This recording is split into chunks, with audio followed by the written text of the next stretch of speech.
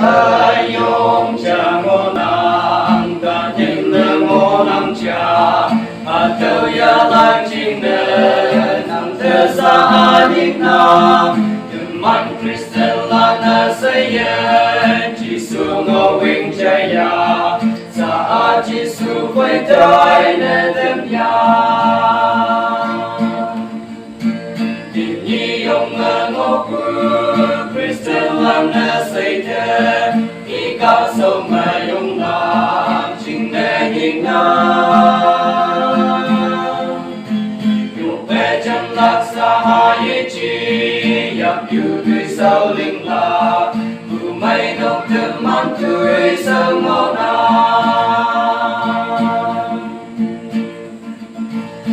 tao ca tu ca yong si mai yong ma ca tu tao mẹ chung bu tâm man Christian ca ta sơi missionary ca thong mian la man tuy sơ ngô nam nang si em ngô bu mẹ bu lâm tình nhi yong ngô bu Christian la na say thế y cao sâu mẹ yong la chinh nê nhìn na yong bé chân lạc xa hai chi yap yu tuy sao linh la bu mai nốc thơm man tươi sao ngô na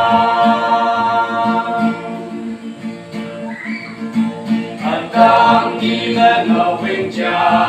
hình vinh về ngô nam cha kim ya bông ai yong kim vinh la ki pa nang chinh nê hi phật ye nam cha mi xin tuy sao linh thơ chỉ sư chinh nê nam khai yên phật tình nhi yong ngô cu Christian la na say thế y ca sâu mẹ yong la chinh nê nhìn na yo pe chân lạc xa hai chi